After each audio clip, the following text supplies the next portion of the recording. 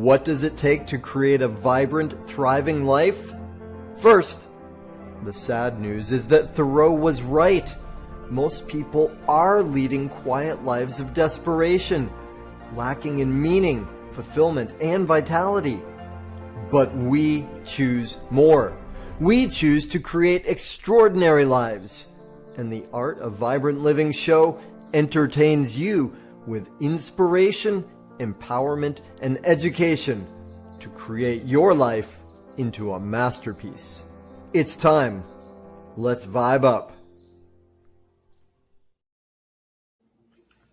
Hey, aloha, y'all, ladies and gentlemen, boys and girls. I am delighted that you are here with us for the show. I am Daniel Aaron, your host, and this is the Art of Vibrant Living show. We got an amazing guest today who will blow your mind and open up new worlds to you. You're going to be in heaven soon. And one thing about that, information is not transformation. So I invite you, I encourage you, I implore you to take some of the gold nuggets that Shafqat brings here today and not just say, "Ooh, that's interesting." Actually do something with it, right? Including, he's got a cool offer that he's going to give to you. It's a freebie offer. Take him up on it. Take him up on it. All right. Now, enough said. By the way, if you would like some help, some support, you'd like to be in conversation with me to help take your life to another level of vibrancy and success, according to your definition, send me a message. Email daniel@danielaaron.com. I would love to connect with you, learn who you are, and help you create some miracles and breakthroughs. All right, now, all that said, let me tell you about Shafqat. What an amazing dude this is. Originally from LA, now he's in New York. You'll be able to verify that for yourself very soon.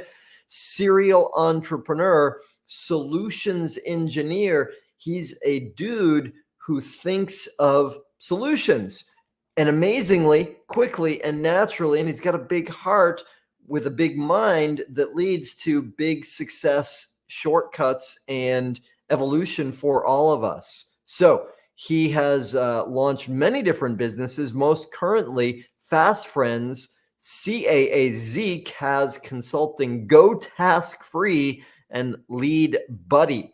Another way of saying it is he is a master of automation, right? He's all about creating innovative solutions that make tangible impacts in people's lives. Super grateful to have him here. Shafqat, thank you for joining us. Welcome to the show. Yeah, thank you, Daniel. Thank you for having me. Excited to be here. Awesome. Cool. Well, I've got the distinct advantage over our audience right now because I know you at least a little bit, others not so much yet. So would you be willing to share a little bit about how does one become a solutions engineer? How did you come to this point? How did you become a solutions engineer? Sure. Yeah, I guess I'll start by giving a little bit about my background in college and post-college, what my professional career, at least how it started. So I actually went to Arizona State University and I triple majored in finance, economics, and accounting. So, with those degrees and background, you would think that my career path would lead me down one of two or three routes, either becoming an investment banker, a CPA, or wealth management. So I took option 3. I took a job with Merrill Lynch as a financial advisor straight out of college. I thought I was going to do that for my entire career. Found out within about a year and a half or so that was not going to be the case. And so when I left finance, I kind of went down this rabbit hole of soul searching and trying to figure out what I wanted to do with my next chapter and what I wanted to do with the rest of my life. And then I kind of stumbled my way into the world of software development and tech. I came up with a mobile app concept that I ended up building out through a developer team in Bangladesh, which is the country my parents are from. And so in that process, I kind of realized that my passion was for technology and startups and finding a better way to do things. So that's kind of how I developed my software development and digital marketing agency, CAAZ Consulting. And in that process, I've become a resource for people that wanted to start their own app idea, wanted to start their own software product, or just in general wanted help in better operating their businesses. And so that's kind of how that came to be, my role now as a solutions engineer. Awesome. That's great. Thank you. So, and then I mean, that sounds cool that you realized in a year and a half that that wasn't the path for you. What was that? What was that transition like for you? Did you have a hard time? I mean, must have invested a lot of yourself into a triple major in those, hardcore money zones. Was it hard to leave that? I think part of it was it did feel like, okay, if I go down this route and I'm not in finance anymore, were the last 4 years of school a complete waste?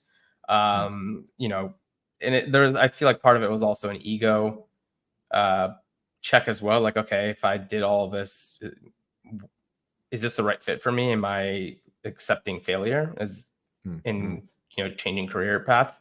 But now I look back at it and say, what, the skills that I developed in those 3 curriculum programs or degree programs, I'm still using a lot of those skills in my day-to-day operations, just not in the same way that I thought I would be using them.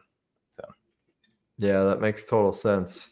And it's such a, I guess, yeah, danger is a word for it, right? For all of us when we're like, did I waste that, right? And should I just keep right. going on something that I don't really dig, but because I've already dug the hole this deep, should I keep digging?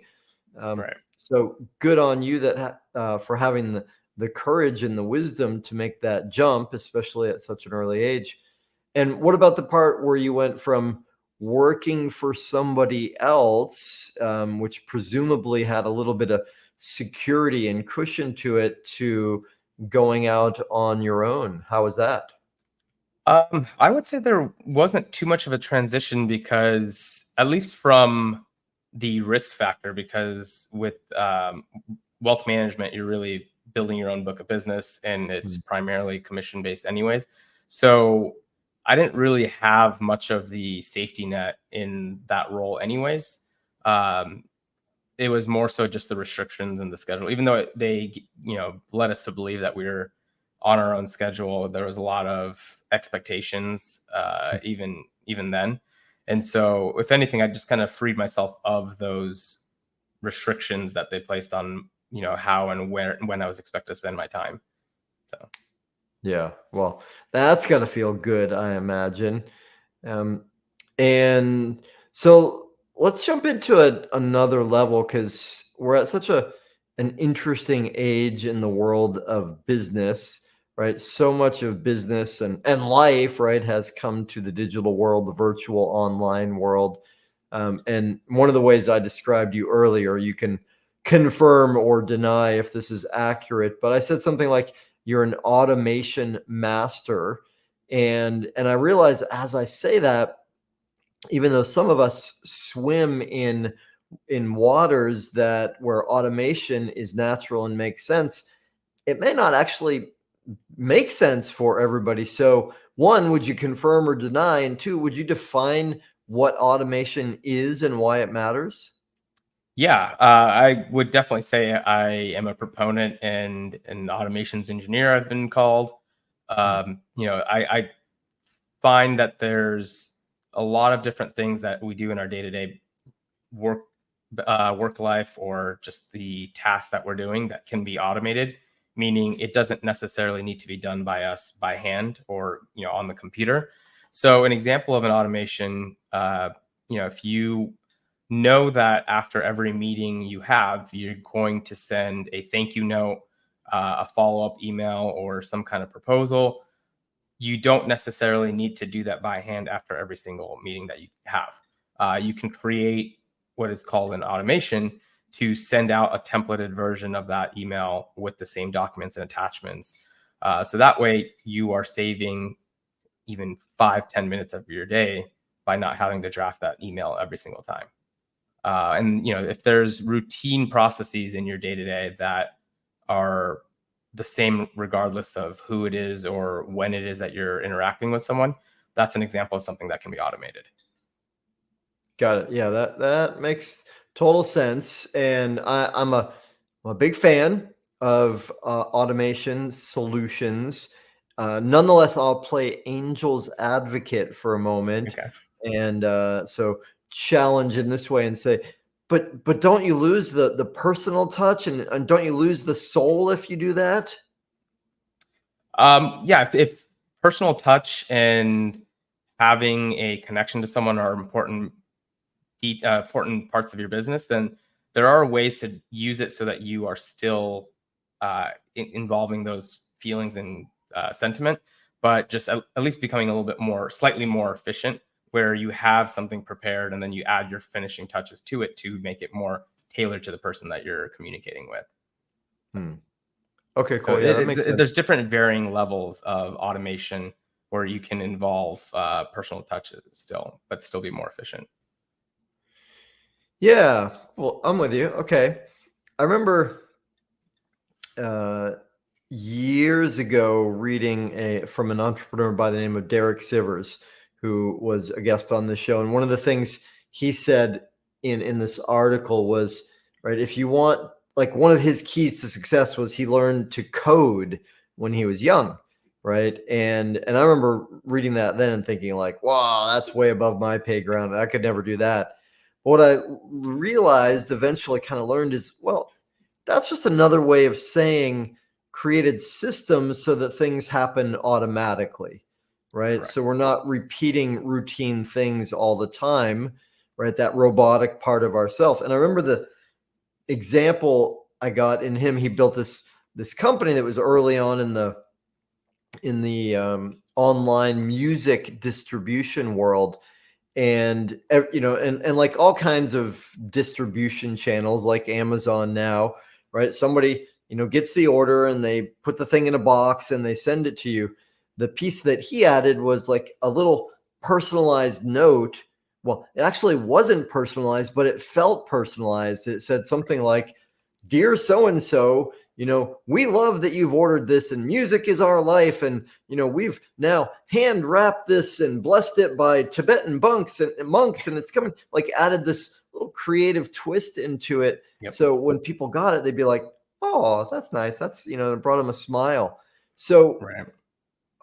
what else can you say about how do you, or how can people add, individuality and personal touches into automation? Yes. So, there's ways in which you can add notes to, let's say you took call notes during a meeting and you want to reference some of those notes in your follow up, but you want the overall, 80% of the message to remain the same because, generally speaking, that those details remain the same from person to person. So you have a overall template for the 80% that stays the same, and then you add in your notes that you took during the call for things that they may have mentioned that they enjoy doing, certain hobbies, or even just different interests that they have that you can relate to them on a personal level. So there's ways to kind of incorporate that. So that same email that probably would have taken 25 minutes if you were to draft it over and over now takes just 5 to 7 minutes. So.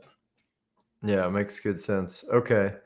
I remember another quick little story that will lead into a question for you. Oh, what's his name? I'm losing track of the guy's name. He did a great TED talk about the year I followed the Bible. I lived a year of living biblically, and in it he referenced when he learned to outsource. And that's become a big thing, right? Like you mentioned, your parents are from Bangladesh. These days, so many entrepreneurs have virtual assistants in Bangladesh or India or Pakistan or the Philippines or in the US, right? All over the place. And this idea of having somebody else do some of the work or some things, right? In some ways, it seems it's not that different than having a computer do some of the work or some of the things, right? So, does that relate to the solutions that you provide and help people with? Yeah, definitely. So, I mean, I think a lot of what I do boils down to it. There's a better way to do things, whether we're leveraging technology or, other talents that, Hmm. the work doesn't necessarily need to be done by you individually. So leveraging both technology and other resources to get work done more efficiently is, a part of the solutions that I provide. Hmm. And And it's so, and I do how that. did you? Oh, go ahead. Sorry. I was going to say, just I do that through the virtual assistant agency that I started, which is called Go Task Free. Right. Okay. So you help people with connecting them to virtual assistants, right? And also through automation and teaching people how to use automation. Is that accurate? Correct. Yes. Yep. So we have a team on the ground in actually some of the countries that you mentioned, in the Philippines, Bangladesh, and Pakistan.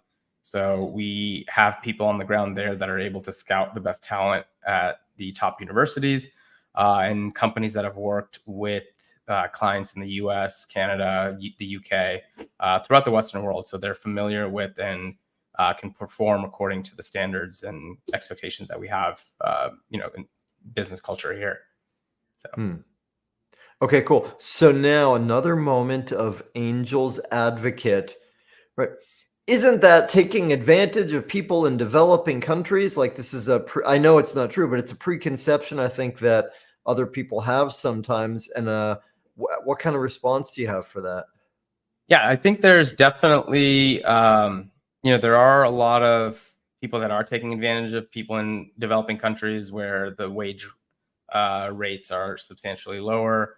But what we've done is we've developed a good system where the average compensation rate that people are getting paid in those countries, we'll take a look at that. We'll take a look at their cost of living, and then we'll pay our employees and team members, 20% or so above that rate, so that they're still being compensated for the time fairly and they feel that they can live comfortably. And we have a very transparent and open dialogue with our team members so that they feel that they can, communicate and let their feelings be known to us.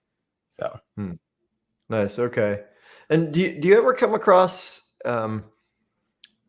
people who feel like they need to do everything themselves? Yes, absolutely. And for the longest time, I was guilty of that myself. So in some Yeah, me ways, too.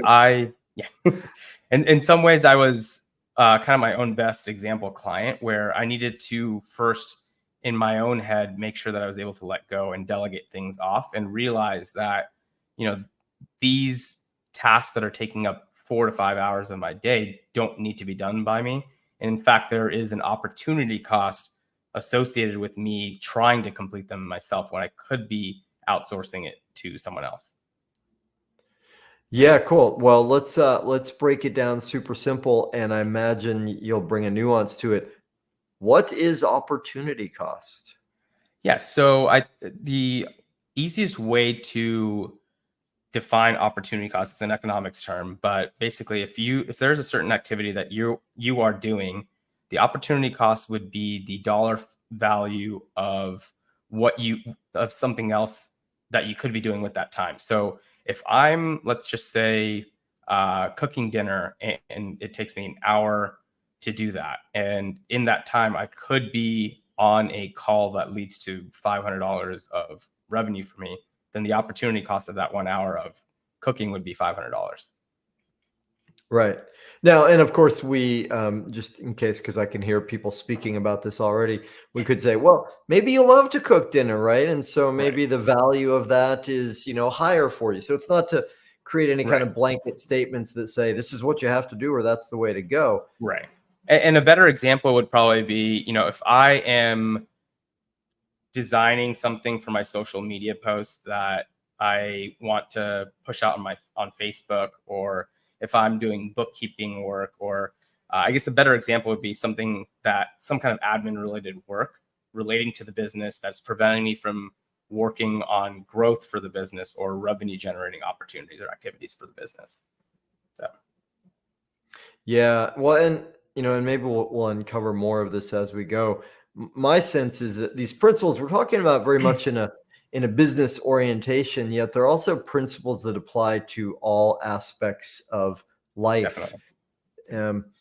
And this something I see a lot sometimes with clients, oftentimes with clients, right? As they're growing their business and they're starting, they run out of themselves, they run out of time, right? And so they're like, I could be doing these things, but I'm busy doing all these things.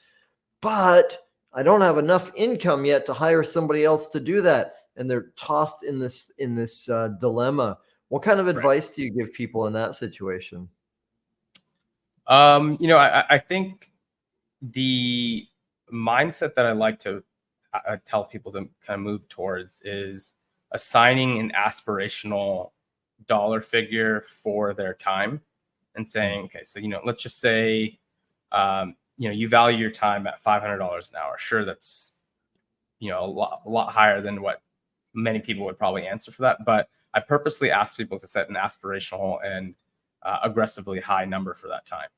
And I say, if you can generate $500 in revenue per hour, and, if there are tasks that are taking up your time, like graphic design or video editing or bookkeeping, that you can delegate out and have someone else do for $15 an hour, then does it not make sense to outsource those tasks so that you can focus on those activities that would generate $500 an hour for you? And so, I tell people just kind of, as soon as you switch towards that mode of thinking, you'll naturally start to attract those opportunities and naturally start to have those kind of deals come in that will put you in a position where you can afford to, to pay someone to take on these tasks or to hire a virtual assistant. Yeah, I'm with you. And the way I would often phrase that is like, we have to become or be the one who can do that, or the entrepreneur who's values themselves at that level, who's giving that level of service out into the world. We have to be that first, or we have to, in some way jump, right? Jump and the wings will appear kind of thing. Right. Yeah, I think a lot of it is, it sounds cliche, but I think manifestation in business really is a valid phenomenon where as soon as you kind of put yourself in this mindset that I am the entrepreneur I want to be, I am, capable, or I am, this super successful business person, and these are the type of people that I want to connect with and attract, that starts to actually happen. So. All right, cool. You took us from the tech automation side a little over to the woo-woo side. I like it. I keep a foot in both camps. So was this solutions orientation, always seeing and looking for better ways of doing things? Is that natural to you, or is that something you learned? How did it come about? I think it was kind of a byproduct of building my own startup, FestFriends, and then starting the consulting agency as a result of that. And when people saw that I was building this and had their ideas of their own, they would come to me and say, "Hey, I'm looking to do this. Like your feedback or your guidance on this that I'm looking to do." So in that sense, I started consulting, and I just realized that my passion was really to connect people with the resources, whether it's technology, talent, even capital or production capacity, like for manufacturing different products, to allow them to build a business in something that they're passionate about. So. That's awesome. I love that, connecting people to the resources. So how do I want to say this? What would you say for people, Shafqat, that are, maybe hesitant or new into reaching out into more resources, whether it's automation or assistance? What's the first step? What can help them with that? Yeah, if you feel as though there are gaps in your business or your personal life, or you feel like your things are not as efficiently run as you think they could be. I'm happy to have a conversation, whether it's on a business level, on a personal level.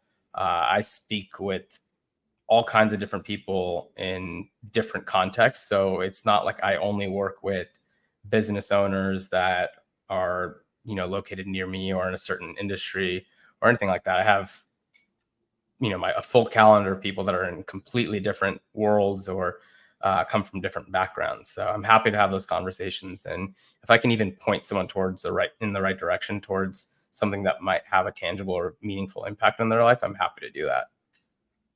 That's beautiful. Okay, so I think you've already offered something beautiful, which is, if I'm hearing you correctly, that you're offering the gift of a consultation to you. People can have a conversation with you at no cost. Yeah, I call it a one-to-one or a discovery call, just to kind of unpack a little bit about what they're doing now, how, and maybe identify opportunities in which they could be doing things a little bit more efficiently, or open up new opportunities for them. Cool, that's beautiful. So, and you said personal or professional. What does that mean in terms of personal? So if I started using a software called High Level as a SaaS product, which has allowed me to generate a new stream of revenue that I wasn't tapping into before, and that got me down this rabbit hole of affiliate marketing. And so now I've been working on a personal level with different brands to produce content. And other people have reached out to me and said, I'm interested in doing that myself. Is that something that you can coach me through? So, I'm happy to have conversations with people if they're interested in doing that themselves, if they want to start their own software agency using the same tool that I use, or just looking for guidance in terms of, okay, you know what, I am interested in going into the software digital marketing sector or field, but I'm not really quite sure where I fit in. Okay, cool. Yeah, I like that. And I'm going to interject a moment, I guess directly for the audience in some way, because I just have a sense that for some people hearing this, they're like, I don't know, that's not me. That's too much. I can't do that kind of thing.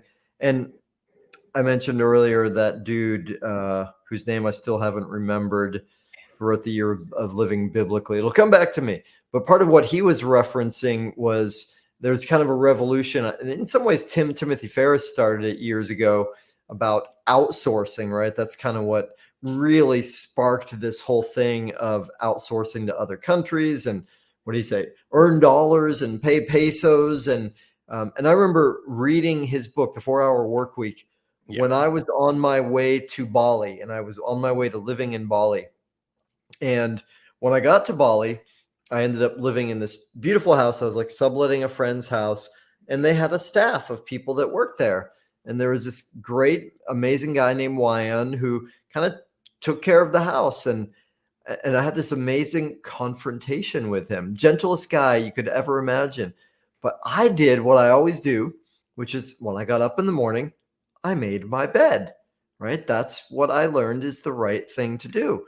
And then I would, do my things in the morning, and I would go and have some, coconut water, glass of coconut water, and then I would wash my glass.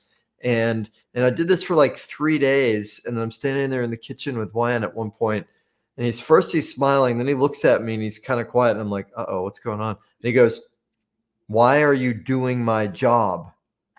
I was like, oh, snap. I didn't even think of that. Right. Like, and for him, it was that was his life and his employment. But it took, for me, it took that kind of push and realization, like I could change, right? What would happen if what if I just get up from bed and walk into the other room? What if I just leave my glass there, right? What if I ask somebody to respond to an email for me? Or what if I learn how to create a template like you suggested?